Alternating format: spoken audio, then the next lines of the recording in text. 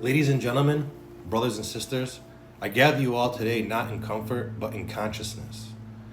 We gather because silence is not an option. Not when children are dying. Not when hospitals are being bombed. Not when an entire population is being strangled by siege, starvation, and airstrikes. What we are witnessing in Gaza is not a conflict, it's a human catastrophe.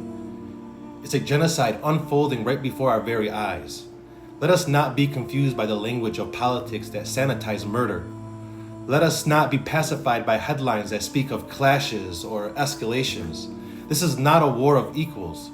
This is a systematic destruction of a people who have nowhere to run, nowhere to hide, no protection from the machinery of death that rains down upon them. More than 60,000 Palestinians, most of them women and children, have been killed.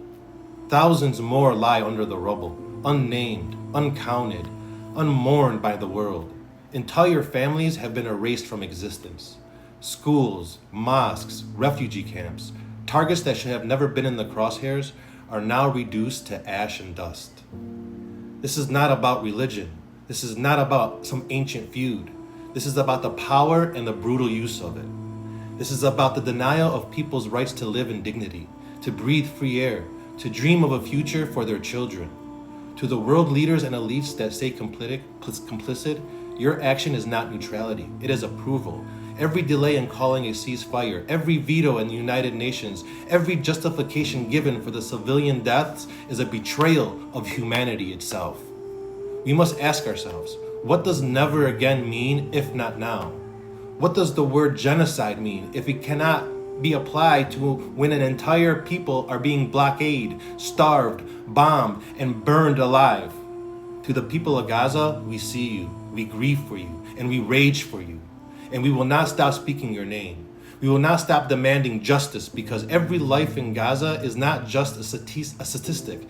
It's a son, a daughter, a poet, a teacher, a dreamer, lives with stories that should have continued, and futures that were stolen.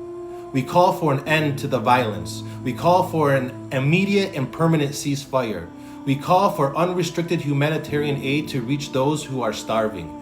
We call for justice. We call for investigations, for accountability, for the protection of civilians under international law. But most of all, we call for the world to remember. Gaza is not rubble. Gaza is not a war zone. Gaza is people. Gaza is life. And Gaza deserves to live.